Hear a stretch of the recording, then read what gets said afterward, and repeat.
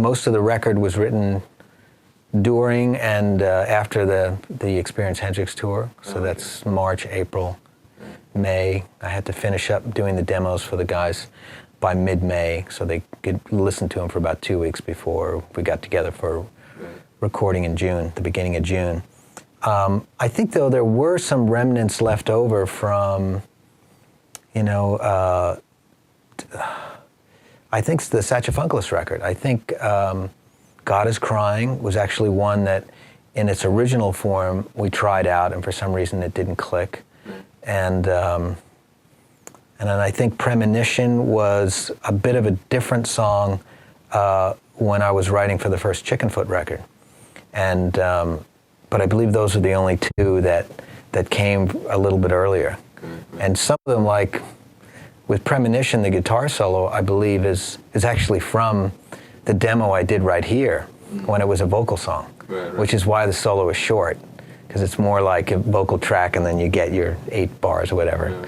16 just to go crazy. So, but I liked it. It had some sort of quirkiness to it. So I thought, you know, why do it over? So. Right. And do you have a particular methodology for, you know, when you work on new songs, especially if you're doing it while you're on the road? QuickTime, you know, that's usually I'm sitting in front of the laptop, and so I'll just bring up QuickTime and I'll hum it. I'll if I got a guitar with me, I'll even just film myself playing it so I remember exactly how I did it. Because in the fog of the tour, of course, you forget. By the time, you know, you get from your hotel room and you're back on the bus, you go, how did I play that? What was that? What key was that in? That was a great idea. Where'd it go? So I've learned to just record these things, because I used to do it on scraps of paper, but I wind up with, you know, a pile of hotel room notepad stuff, and a lot of it is cryptic, you know. And so just having the QuickTime, being able to record it really quickly helps. And then believe it or not, I'll transfer it from laptop to the Pro Tools rig, and when I open up a session, all the little, you know, scrappy audio files that I've collected about it, so I can go back and refer to it to make sure I haven't drifted from the idea, or I've avoided something I didn't like, let's say, the first time I was working on it. Yeah, the beauty of the digital world is you have all these little pieces you can hang on to. Yeah. And sometimes, you know, I was using one of those Zoom recorders, you know, those things are great. Right, those are fantastic sounding. And I recently was doing a demo for Sammy, and I had a recording which was me playing an acoustic guitar I had done upstairs and with one of those units, and it was the perfect demo for it, you know, for the song, although it needed some other stuff and the tempo was very human. I wound up just bringing that down here and importing it into the session file, and then I just, you know, put manual maracas on there and added some piano and stuff. And but it worked out just fine. It's that way it didn't, I mean, there's always that fear that when you redo something professionally that you're going to spoil it. At least that's my fear, you know. Yeah, beat the demo, the whole thing. Yeah. Whatever that thing is. Yeah, the little mojo that's on there, maybe because you were so excited about it. And so that helps to always have that to refer to. There's stuff, like we were talking about, that you asked about songs that started earlier before. So the record has got stuff that, you know, 2 or 3 songs that had their start before this project got started. And then it's got a whole bunch of new material. It's got, like Dream Song, that most of the guitars, if not all of them, were done here in this little room. And the song, the funny thing is that song, I dreamt that song, and I woke up like this one morning and realized I had been dreaming this song. Right. And I got right up and I came down here and I worked for about 3 hours, and, you know, it was done. Right. By the end of the morning, it was like, wow, that was in my head while I was dreaming, and now it's here. Yeah. And but then there are other tracks on the record that were done in a more traditional live setup, where we're playing take after take, and everyone's saying, I want to change my bass, I want to change the snare drum, you know, can I play this on that keyboard? And I'm sticking new pedals every take, and then you wind up with that one magical take, and you go, wow, that's it, you know. I think God is Crying is one of those tracks where, you know, Jeff and I had experience with it because we had tried it on the previous album. Right. And this time we were fooling around and we were exploring different ways of playing it and everything. And then we just started jamming in the beginning of it. And we started doing these long jams in the beginning. And then since we were all looking at each other, we're at Skywalker's, it's a big room, but everyone's pretty close together, we would just kick in the beginning of the song. And that really was the catalyst, I think. Once we experienced that little funky jam and then the energy just coming up to the beginning of the song, it made us feel like this is going to be the take. It's going to be the good take. So that's cool how that works.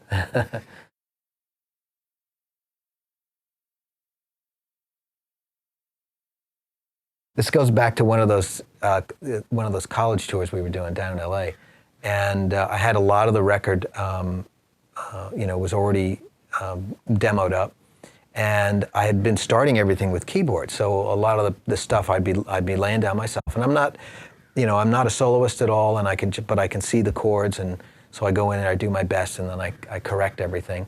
MIDI-wise, I'm just using software synths on this particular record, which has been fantastic for the creative process. And we were actually stuck at the airport in LA waiting for a flight, and I'm sitting there thinking, who's going to play all these keyboard parts? It'd be really great if we had a keyboard presence. And it just sort of dawned on me that maybe it's because I was in LA and I just figured Mike lived in LA, but I guess he lives somewhere else or south of there. And so I just called him out of the blue, and he was like, I'll do it, yeah. So that was fantastic, because to have a master musician be with us who could play the smallest, most profound part, or if you say, could you solo for, 182 bars, he'd nail it, and he'd give you 8 different solos, every single one completely different. And it was fun. In the control room after each take, where we had songs where there were keyboard solos, we'd just sit back and listen to one after the other, and we'd be thinking, well, which one? And so most of the time we just deferred to what he liked. He'd say, well, that's my favorite,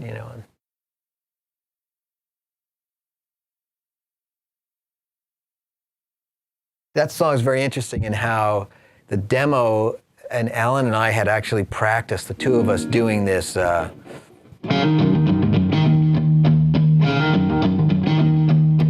playing that thing together, and it's an awkward thing on bass. So we tried every different way of doing it. We thought we had it together, and we did a bunch of takes, and then Mike Fraser came out, and he's like, yeah, I'm just, everything sounds great, but I'm looking for something that's, give it more solid. Anyway, Alan and Mike came up with this completely different bass line, which really transformed it. And then once, he did a much simpler thing where he just goes bump, bump, bump, but I guess it's the way he did the attack and release at that exact moment suddenly got Mike inspired to go further with the keyboard. So, and as soon as we heard that happening, it was like I gave Mike, extra license to kind of go crazy on that. And that was, the rhythm guitars were already recorded, the melody guitars were already recorded. So I would just sort of hang around during the take, and then I'd do a solo when the solo came, and then I'd wait and let him finish the track. So it was an interesting way of tracking where you're there in the room and you've got to sit there and wait for like 2.5, 3 minutes. You go crazy and then you stop and you wait for another 2 minutes. Well, now you have a keyboard player. Right. You know what I mean? Yeah. And but I experienced that live as well, because live, when I'm doing a record, it's funny, when I'm playing and recording a record and I listen to the previous live album, I always think, what was I thinking? It's like I'm playing all over the place, right? But then when I'm on tour, after the new record is out, I listen to the record and I go, well, am I asleep? What was I thinking? I should be playing all over this, So it's good when you have someone else in the band who can really play, because you're reminded that, you shouldn't be playing all the time, that you should let the keyboard player or whatever. So.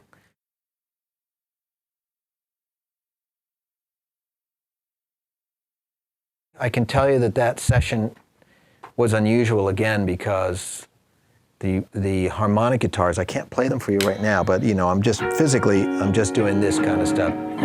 But the guitar is tuned to an open minor 7 add 4 chord. So, and I had 2 of those in stereo.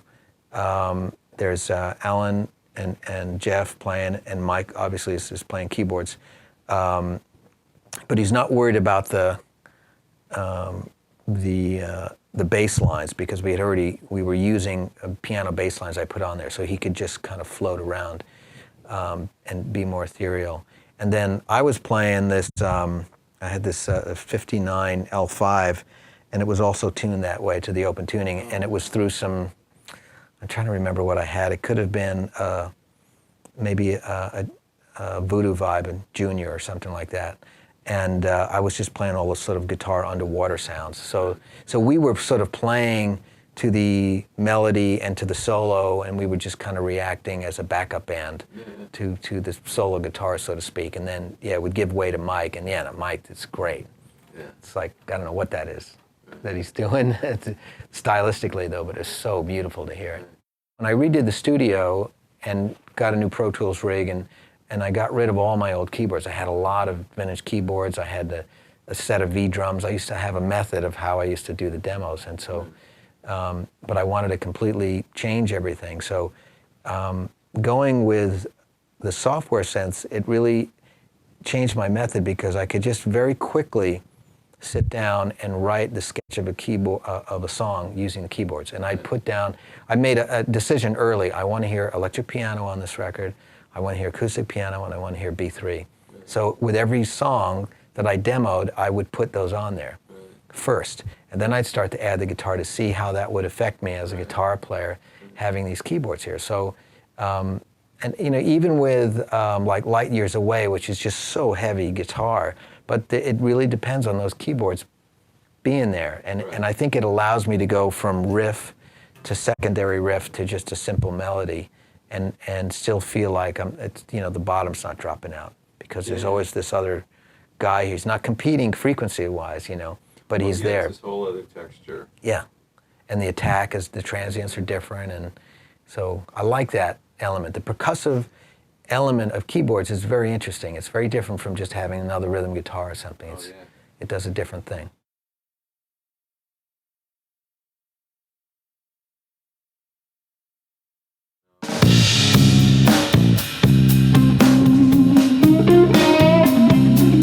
Got a jam with it.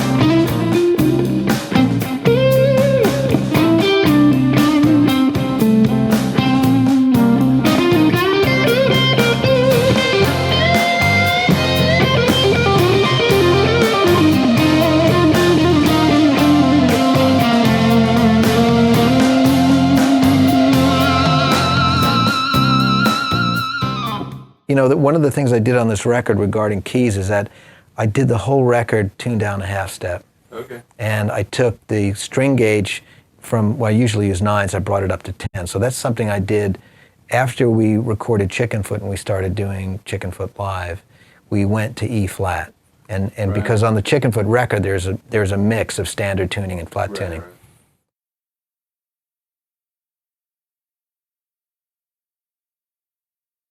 The thing that I notice about, soloing, that the ones that I like are, I guess, reflects what you just said so eloquently about how it's somehow floating on top of the rhythm. It's not out of time. That's an entirely different, really, comment about it. Right. It's really floating on top of the rhythm, and then it's grabbing on certain key points of the rhythm, so you realize it really is in time. It's sitting on the backbeat, but it's thinking about sort of like telling a story, making a comment, and it's taking artistic license here and there to just sort of flow around. And I always think my imagery is always a large flock of birds. That's the way I always see it, and how they somehow, when you see them doing this, it seems chaotic, and yet they're all doing it together. They're all flowing together when you see birds doing that, and they're just going crazy like that. But I like that idea because I see, when I look at it, I'm thinking that each of the birds is almost like notes, and especially if you're thinking about playing a lot of notes, you want to give that feeling to the audience that there's freedom. You know what I mean? To go in any direction, like those birds are just flying in the air. But they eventually are following somebody. Right. And the way I translate that musically is that they're following the song. They're getting into the song. Right. And that particular solo is very, I would call it conservative classic rock. Mm-hmm. There's no legato in there, you know, there's no pick trills, there's no whammy bar stuff, you know. Mm-hmm. It's very bluesy. And the other influence, which is an odd one, is Eddie Harris. I don't know if you know Eddie Harris, the sax player. I loved Eddie Harris, and my mom used to listen to him all the time, and I just really got into, it was great because he was a jazz player, but he was into sound. Obviously, that was his thing. And so for a young kid who grew up listening to Hendrix and Black Sabbath, I could relate to a horn player who was also into sound and making a statement with the sound. And so that was also part of it, was that I had heard all those things that he had done in 5 and in 6 and in 9, but I realized when he played like he was just so laid back and in the pocket, and he obviously was laying down some blues when he was playing some of those tunes. So that was my inspiration when I first wrote that piece, that, you know.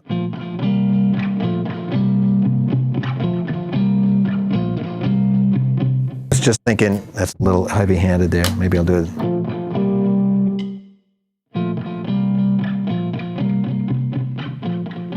I was thinking, you know, how am I really going to play over that? Because it was kind of, and so then in order to play it, I didn't play it. I sat here, I did a little rhythm thing, and it started with a quick time, you know, riff, and I would just imagine, like, what would Eddie Harris play? How would he make it so relaxed that no one would notice that it was in 6?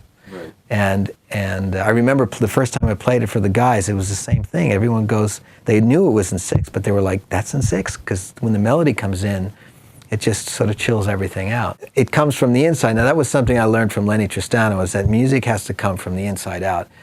And so you better, anytime you're trying to learn something, you got to get your body to learn it. It's not your fingers.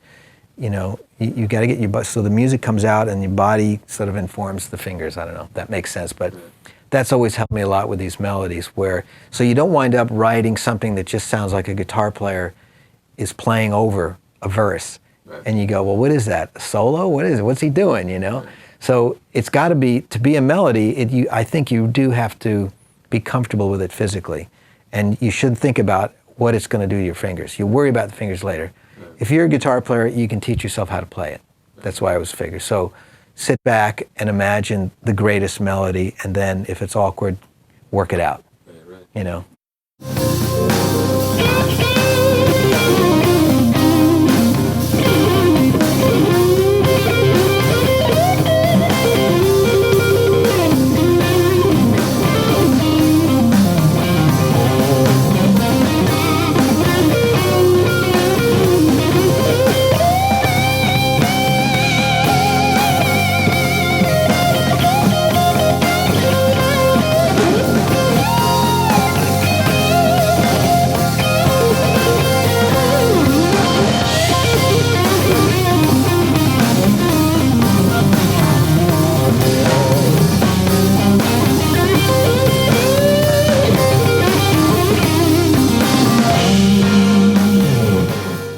I know that if I'm doing stuff like this,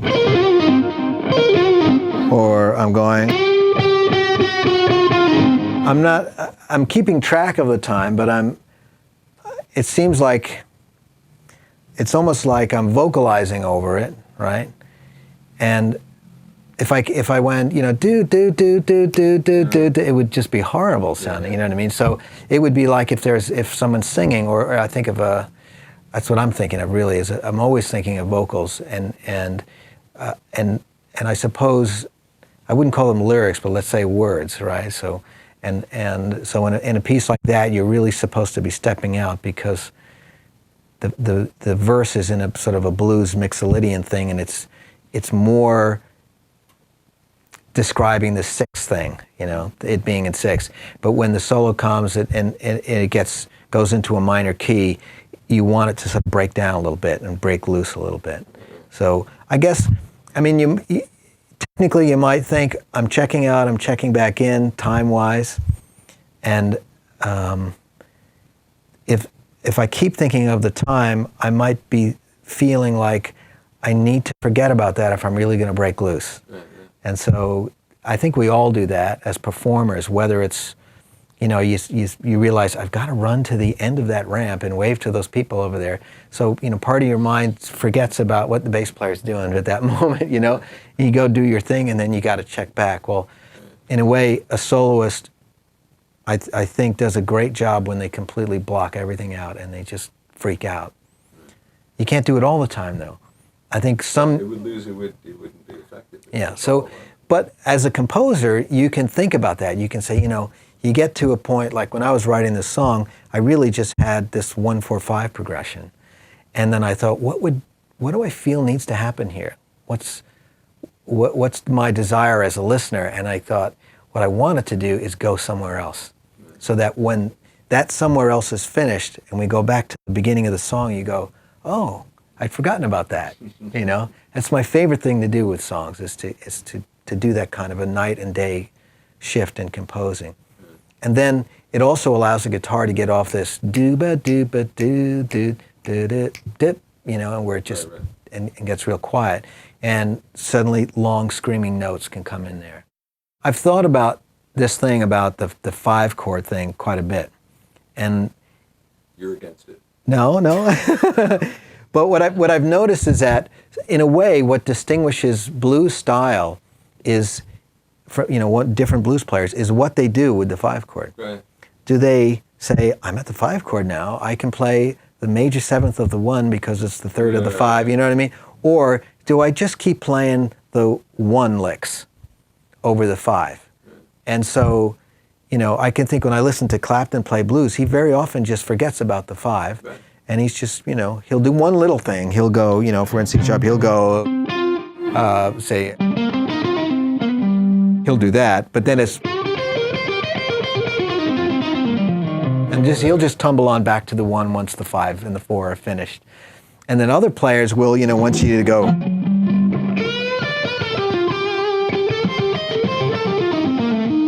so that's a 5, and then, and then going to the 4. And so, in other words, hitting, well, here's the 3rd and the 7th of this chord that I'm at right now. Right. And that's, to me, can be really sweet and poetic, and it can be but it can be clever. And maybe clever is not good. Clever's bad. Right. So, on this particular song, I was thinking clever's bad, right? to quote you. And, and I thought, no, it's just this stream of consciousness of this thing, and part of the key once again was that I'd laid down these keyboards. I was always tracking to what was going to become my Keneally. I didn't know it at the time, but I was thinking some really cool keyboard player who can go crazy but also knows about atmosphere and just and who would understand. Now, Mike, of course, understands guitar players because he could probably play everything that I'm trying to play better. So he has a head for guitar playing.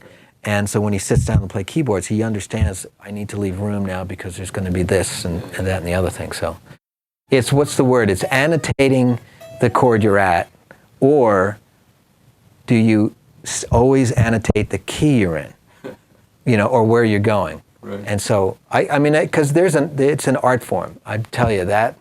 It's like with jazz players, it's the 2-5 thing. It's just, it's the beauty of 2-5 and how you get through all the different 2-5 changes. For blues, for me, it's always been, because everybody can start, and the 4-chord hardly matters, but it's that 5-chord and getting back, because that's the end of your statement. That's usually when you finish.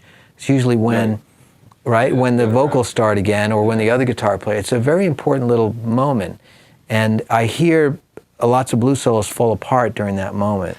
In songs that borrow from blues, I think, you do have to think about that thing. Am I just staying with the 1, with the theme of the key I'm in, or am I going to be clever or poetic or sweet and say, oh, look, I know what chord I'm in, and I know all the notes that go with it, you know. Right. So, and some players may, you know, when stylistically, they may think, oh, that sounds too jazzy or too this or too that or too pop or whatever.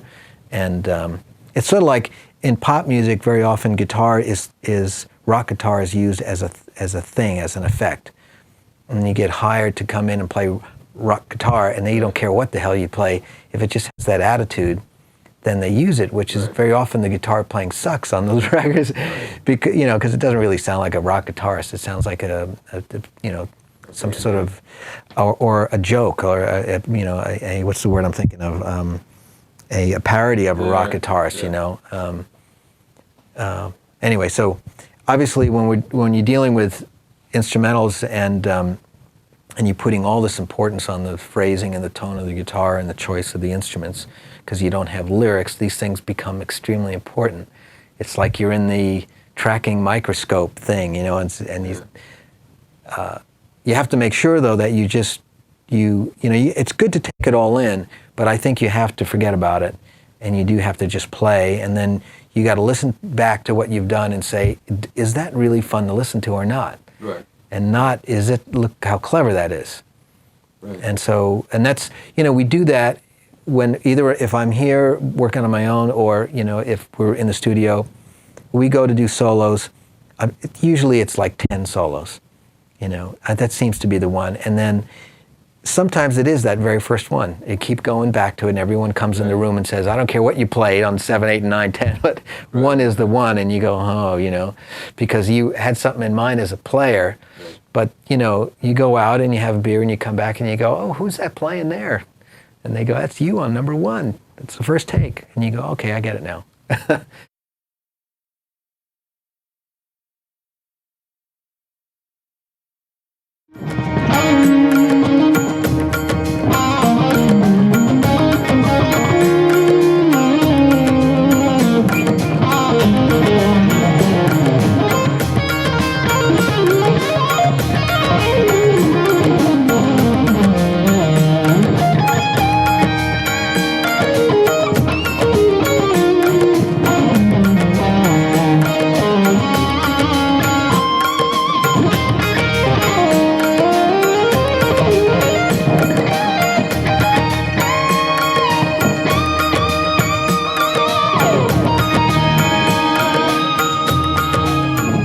If I'm doing the,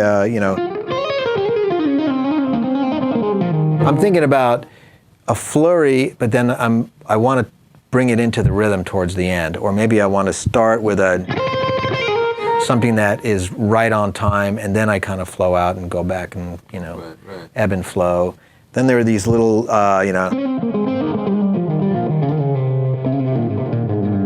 little things where I'm sliding half step.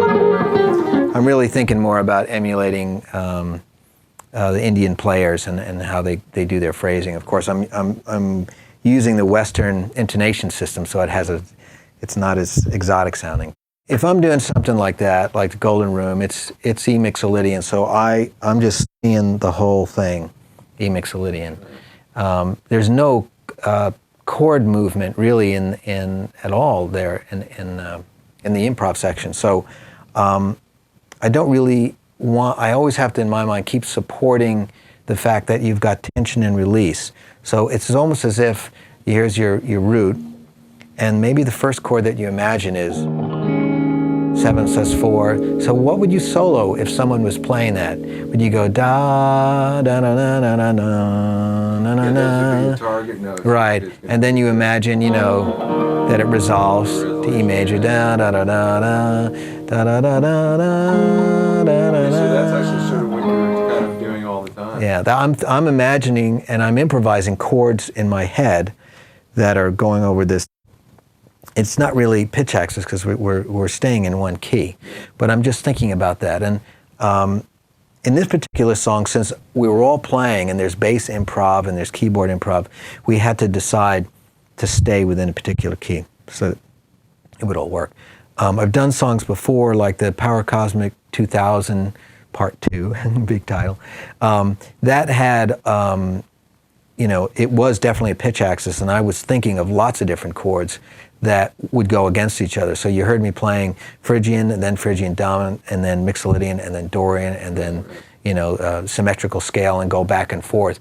And like you said, it's the target notes of your phrasing, and that's how you can create a harmonic sense even within a song that's just got this static groove behind it in one key. Yeah. And that's what I'm using. And of course, I'm using the octave box on there, so a voodoo vibe. It's been a goal of mine to always support what I believe is the true key of the song. Now that sounds very simplified. I mean, in a way, it's like, well, what key is it? Okay, it's the decision is made, and instantly. In this case, you're in E, right?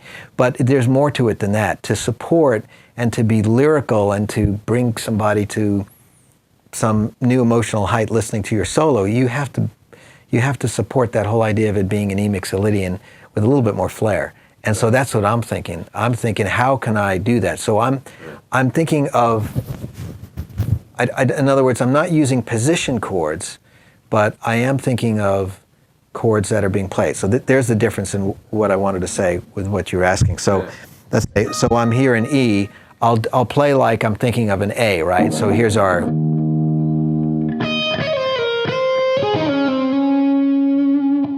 and it might be something simple where I'm not even going to go there yet, right? Because I'm thinking, if I can do this. And I'm thinking of all the other things that an A chord would do within this E Mixolydian. So A sus2 and A suspended, right? Even with the D over the A. I'm listening to myself play, and I realize as I'm playing that I'm creating this tension resolution thing, and I just kind of go with it. Right. Okay. So it's not like I've practiced this thing that's an A arpeggio, although I know what the A arpeggio is, and I can say to myself, well, if I'm in E Mixolydian, that means I'm in A major, and so I can use it. That would ruin the whole thing. I mean, yeah, but you did learn it. Well, but I learned it because the important thing is you learn it when you look down at the fretboard and it is a dark and mysterious place. That means you need to learn it. Right. So now, when I look down there, I know whatever it is that my mind is thinking, I see it all light up. But that doesn't mean that I have to think about it when I'm soloing. Using that word opportunity is a good thing. Basically, you need to listen to what's going on. So if you're doing a solo or you're just playing the same piece over and over again with your band, the whole thing about the opportunity is extremely important. You need to listen to everybody and react in microseconds to what's going on. If you've got in your head, or either in, if you learned it intellectually or you learned it from experience, just from playing with lots of people and being in musical situations, however you got to that point, if you've had that experience, you should be able to react to it. So when I'm doing those modal kinds of solos and I'm sort of falling into notes that could represent other chords other than the root chord, I'm taking advantage of an opportunity that all of a sudden comes to me because I sort of wandered into a spot, and I go, oh, these are the notes of a D major 13, and it'll work great over the E Mixolydian.